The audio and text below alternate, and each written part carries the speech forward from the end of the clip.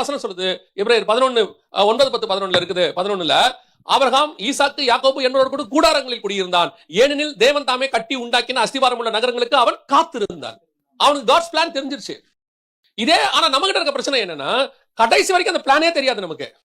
கடைசி வரைக்கும் பின்னும் ஆபிரகாம், பின்னும் கர்த்தரை நோக்கி, பின்னும் கர்த்தரை நோக்கி 70 வயசு வரைக்கும் நம்ம பேசிட்டே இருப்போம். கர்த்தர் பார்த்துக்கிட்டே இருப்பாரு, இவனை என்ன செய்யலாம், நம்ம வேற ஒண்ணு இவனை வச்சு பூமியில செய்யலாம்னு நினைக்கிறோம். திருப்பி 25 வயசுல எனக்கு நல்ல 15 வயசுல 18 வயசுல நல்ல படிப்பு கொடுங்க, குரூப் கொடுங்க, நல்ல ஸ்கூல் கொடுங்க, யூனிவர்சிட்டி கொடுங்க, நான் சரி கொடுத்தோம்.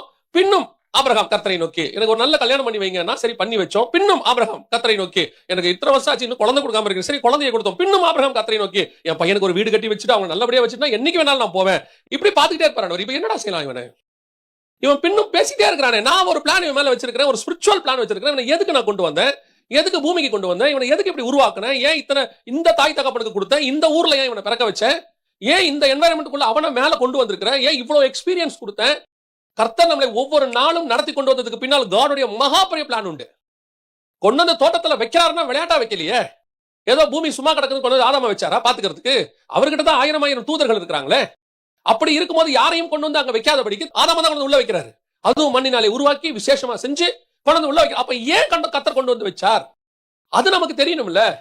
நம்ம சர்ச்சைக்கு ஏன் வரோம் அப்படின்றாலே ஒரே விஷயம் தான், கர்த்தர் மூலமாக ஆசீர்வாதத்தை பெற்றுக் கொள்வதற்கு, முடிவு பரியந்தம் நடத்துவதற்கு இல்லையா, கடைசி வரைக்கும். இப்ப நம்ம கடைசி ஜெபம் எப்படி வரைக்கும் ஆயிடுச்சுன்னா, சாவர வரைக்கும் நல்ல சாவு வரணும். எதுக்கு இன்னைக்கு கூட்டிட்டு வந்தாருங்கிற கான்செப்டே விட்டுட்டோம்.